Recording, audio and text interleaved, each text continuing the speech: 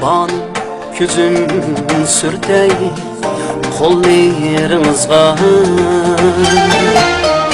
Gamgüzarim başım koyay yollarınızga. Mihribanım küzüm sürtey kollarınızga,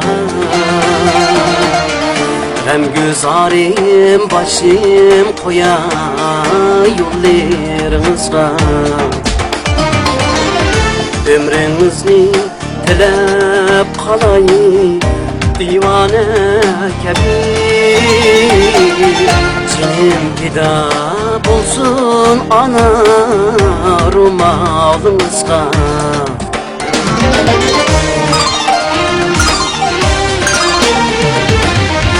Tumar kılıp esip alsam göz yaşınızı,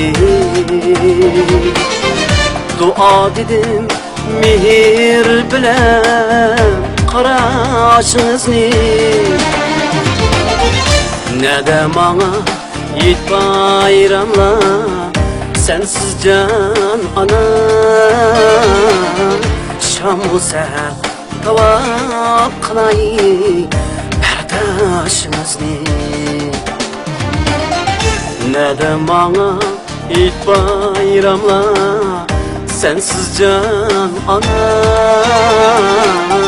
Şam-u seher tavap kılay bardaşınızı.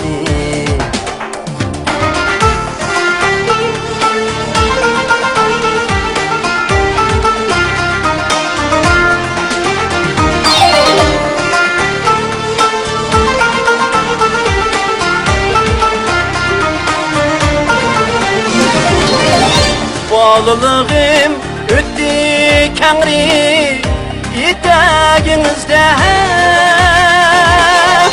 Baktım üçün min gülistan yüreğinizde. Tümür hasa dinlep bulsun çöllege baray,